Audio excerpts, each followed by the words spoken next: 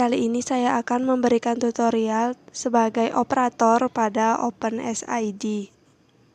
Pertama, kita login dulu sebagai admin dengan memasukkan username dan password.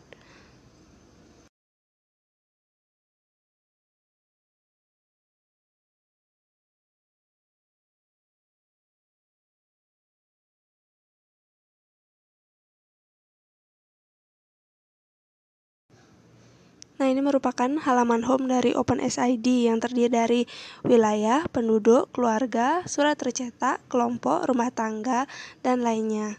Kemudian, selanjutnya, pada info. Nah, pada info ini terdiri dari identitas, wilayah administratif, pemerintahan, status lembaga, dan lainnya. Nah, kita klik identitas desa.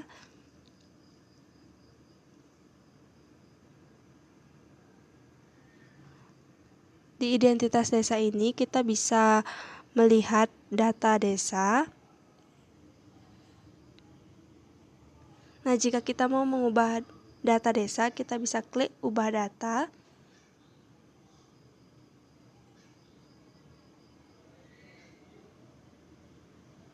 Kita bisa ubah data di sini. Kemudian jika ingin mengubah peta lokasi kantor, kita bisa ubah di sini. Kemudian peta wilayah juga kita bisa ubah di sini. Selanjutnya pada wilayah administratif. Nah, di sini kita bisa menambah dusun dengan cara klik tambah dusun. Selanjutnya ada pemerintahan. Pemerintahan terdiri dari seperti yang ada di layar. Oke, kita lanjut. Selanjutnya ada status. Nah, di sini ada status desa, kemudian selanjutnya kita pilih lembaga. Di sini juga ada pengelolaan lembaga. Ketika mau menambah lembaga, tinggal klik tambah saja. Next. Pada kependudukan. Nah, di sini terdiri dari penduduk, keluarga, rumah tangga, dan lainnya. Kita klik pada penduduk. Nah, di sini kita bisa menambah data penduduk dengan cara klik tambah penduduk. Nah, di sini kita bisa memilih penduduk lahir dan penduduk masuk. Kita coba untuk penduduk lahir. Nah, jadi ini merupakan form tambah data penduduk.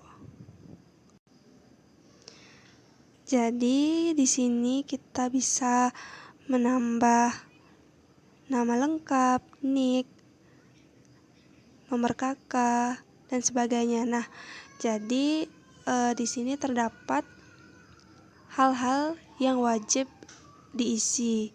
Caranya untuk mengetahui yang wajib diisi agar lebih mudah dalam pengisian biodata penduduk ini, yaitu dengan cara kita klik simpan terlebih dahulu.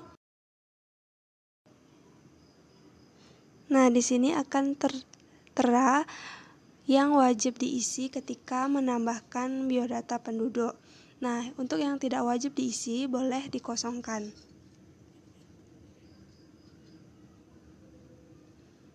Oke, sudah terlihat yang wajib-wajib diisi. Kemudian kita kembali. Sini juga ada keluarga. Jika ingin menambah keluarga, kita bisa klik tambah KK. Sini juga ada tambah penduduk masuk dan dari penduduk yang sudah ada. Saya contohkan dari penduduk yang sudah ada. Di sini tinggal menambahkan NIK saja.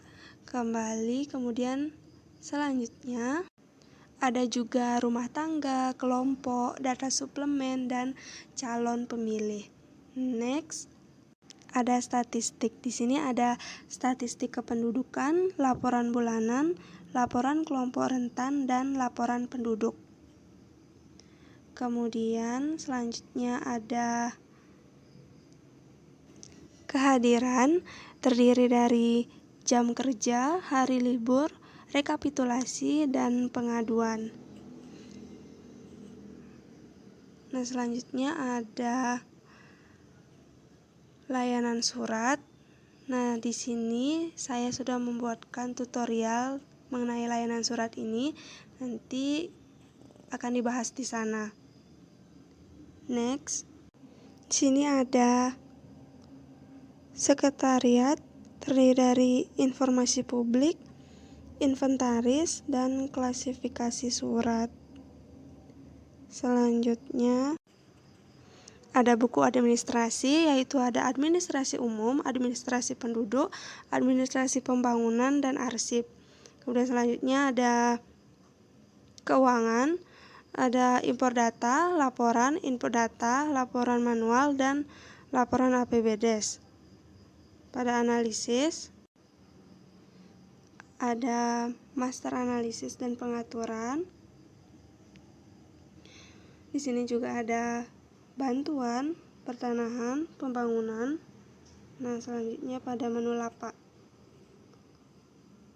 Di sini operator bisa mengelola produk, pelapak, kategori, dan pengaturan. Misalnya kita ingin menambah pelapak, kita bisa klik pelapak dan bisa klik tambah data. Nah, jika kita ingin menambah kategori, kita klik kategori dan klik juga tambah data. Nah, pada pengaturan, di sini di pengaturan ini kita bisa mengubah banyak foto yang ada di tiap produk. Ini slide-nya kita bisa ubah, bisa 3, bisa 4. Kemudian jumlah produk per halaman itu juga kita bisa ubah, dan pesan singkatnya juga bisa kita ubah. Selanjutnya itu pada pengaturan, terdiri dari modul, aplikasi, pengguna, database, info sistem, dan QR code. Di sini saya akan bahas pada pengguna.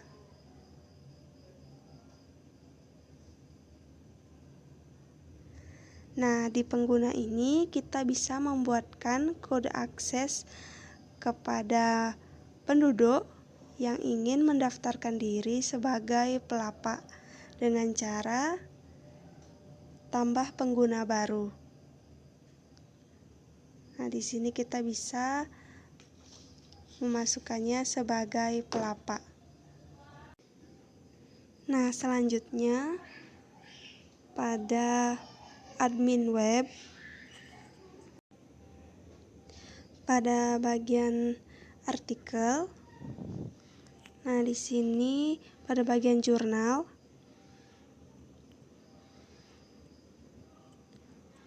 Di sini kita bisa menambahkan jurnal baru dengan cara klik tambah jurnal baru. Di sini juga sudah ada jurnal-jurnal yang telah terupload. Nah, caranya menambah ini kita bisa isikan judul dan isi dari jurnal tersebut. Di sini juga bisa mengunggah gambar. Oke, kita kembali.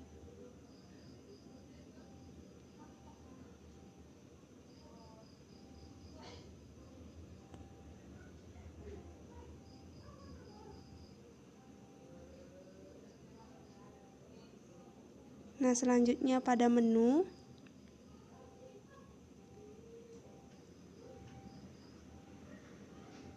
Nah, di menunya di sini ada profil desa, data desa, potensi, jurnal, galeri, dan masuk atau daftar. Caranya menambah menu, kita bisa klik tambah menu. Jadi ini merupakan form isian ketika kita ingin menambah menu.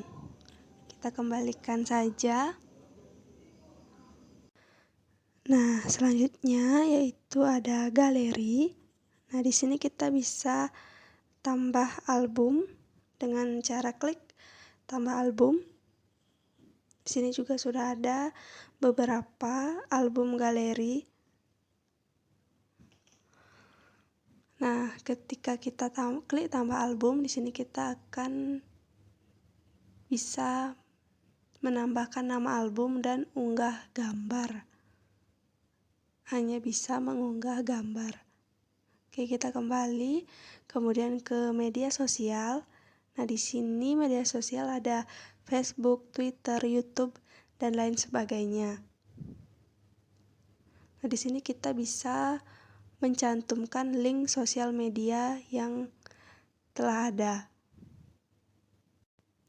Nah, selanjutnya pada layanan mandiri. Nah, di layanan mandiri ini ada permohonan surat, kontrak pesan, pendaftar layanan mandiri, anjungan, pendapat, dan pengaturan. Kita masuk pada pendaftar layanan mandiri. Nah, di sini kita bisa tambah pengguna. Jadi kita bisa membuatkan PIN untuk warga yang ingin mendaftar di layanan mandiri. Kita bisa pilih nick-nya dan membuatkan PIN-nya di sini. Dan nanti warganya akan masuk dengan memasukkan nick dan PIN-nya melalui layanan mandiri yang ada di website Kutul Go Digital.